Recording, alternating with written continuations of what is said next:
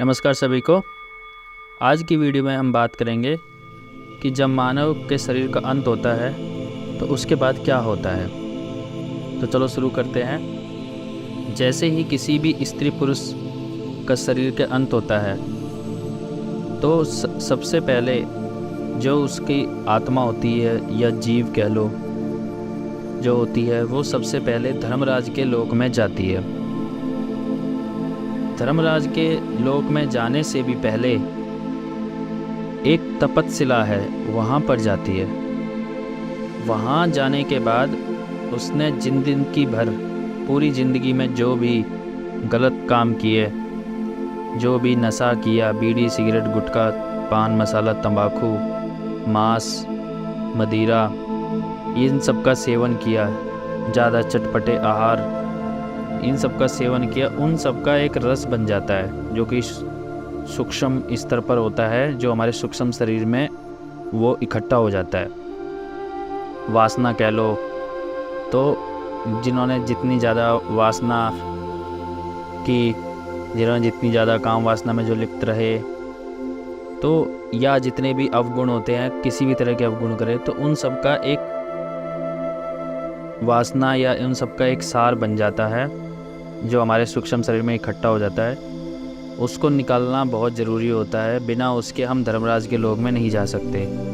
तो वो तपतशिला जो होती है, उस तपतशिला पे बहुत ही तेज़ अग्नि जलती है। वहाँ पर वो आत्मा को पटक दिया जाता है। जो जितने ज़्यादा व्यसन करता है ज़िंदगी में, जितने ज़्यादा बुरे कर्म करता है, वो उतनी देर तक वहाँ रहता है। उस तपतशिला पे एक तवा मान लो, तवा बहुत बड़ा तवा होता है, बहुत ही बड़ा तवा होता है, पृथ्वी से भी बड़ा, और वो बहुत ही ज़्यादा गर्म होता है। इतना गर्म होता है जिसकी यहाँ पे कोई तुलना भी नहीं कर सकता। तो उस तवा पे वो सूक्ष्म जब वो निकल जाएगी सारी वासना, सारा जो मटेरियल होता है जो हम अवगुणों का, जब वो निकल जाएगा तब वहाँ से धर्मराज के लोक में आते हैं। उस टाइम जीव बहुत ज़्यादा तड़पता है, बहुत ज़्यादा परेशान होता है, लेकिन उसकी कोई सुनवाई नहीं होती, बहुत ज़्यादा चिल्लाता है, क्योंकि इस शरीर का तो अंत हो जाता है एक लिमिट के बाद। मान लो किसी को आग में जला रहे हैं या किसी को पिटाई कर रहे हैं, तो एक लिमिट के बाद फिर ये स्थूल शरीर का तो अंत हो जाता है, लेकिन उस सूक्ष्म शरीर का अंत नहीं होता, उसमें सिर्फ दर्द होता है।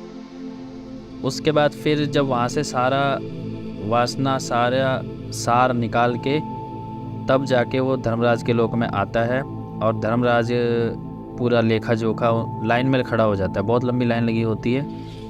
वहाँ पे भी अपना स्वर्ग और नरक कहाँ जाना है उस हिसाब से, कर्मों के हिसाब से। तो वहाँ जब देखता है कि इसके क्या कर्म है, वो कर्म अलग से होते हैं। जो वहाँ पे तपस्या पे वासना निकाली, वो तो जो गलत चीज़ खाई, गलत चीज़ खाना पीना या फिर जो भी व्यसन किए, वो सब होता है। लेकिन यहाँ पे जो बुरे कर्म करे और ज़्यादा चोरी ठगी ये सब करा, तो उन सब के पाप और पुण्य के हिसाब से, अगर किसी ने पुण्य करे तो उसको स्वर्ग में कुछ समय, किसी ने पाप करे तो उसको नरक में, एक एवरेज निकाल के कि मान लो 40% स्वर्ग में आपका समय है और 60% नरक में है, जो जैसा भी होता है उस हिसाब से उनको भेज दिया जाता है।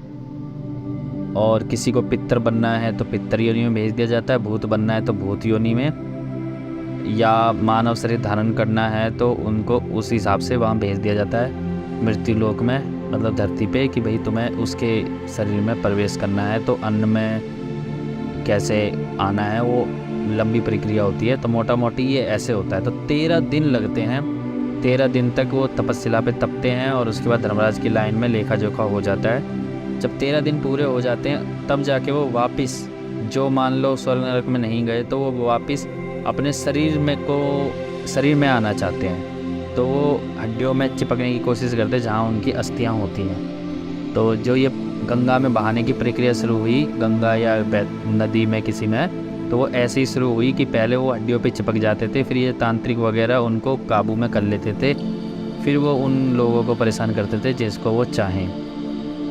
तो इन सब प्रक्रिया से बचने के लिए इनको पानी में बहा दिया जाता है। फिर पानी में बहाने के बाद वो अपने शरीर में वापस नहीं जा सकते, चिपक नहीं सकते अपनी हड्डियों में।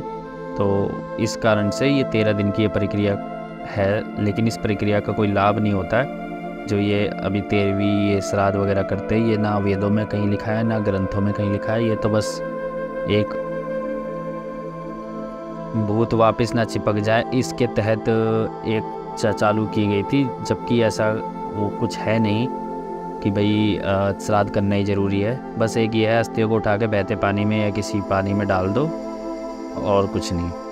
तो आज की और जो सख्त भक्ति करता है, जो पूर्ण परमात्मा की शरण में होते हैं, तो उन पे इन सब का भी कोई असर नहीं पड़ता, चाहे वो भूत चिपके चाहे ना चिपके, कोई फ़र्क नहीं पड़ता। तो आज की वीडियो में इतना ही। आपको आज की वीडियो कैसी लगी कमेंट में ज़रूर बताना। वीडियो पूरा देखने के लिए धन्यवाद।